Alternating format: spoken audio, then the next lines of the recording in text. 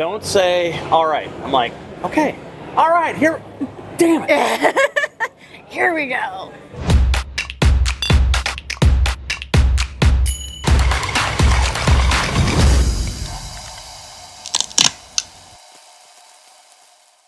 Hi, I'm Kristen, and this is my 2022 Ford Bronco. We used this in the Rebelle Rally. It ran last year in 2023 and will be coming again in 2024. We're going to do a quick walk around and show you what we got on it. So we have the front bumper from Fab4's, and with that we have the Warren winch. This is the Xeon 10S.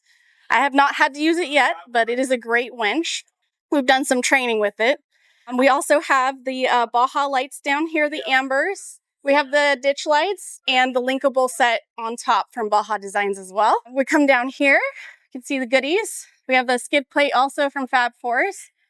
And we have, for the control arms, we have the BTF uppers and lowers, and those are boxed. And we have Radflow suspension. And we have RCV axles that are a lot stronger than the stock version. Also the Icon tie rods, those are also stronger, so I'm not sweating over those turns that anything's going to break.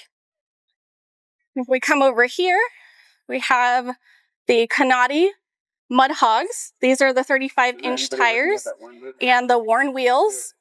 It has a nice throwback to the locking hubs. These don't work, but they're still fun to look at.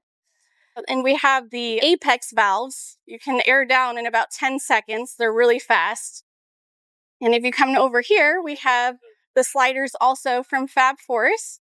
We come down here, you can see the Rock Jock rear control arms down here. Nice and beefy. I don't ever have to worry about those. We have more Radflows in the back as well. And here, you can see the anti-rock sway bar. This will keep us nice and steady over the fast sections of the trail, but also not limiting the flex when we are rock crawling. And down here, we have the AFE exhaust.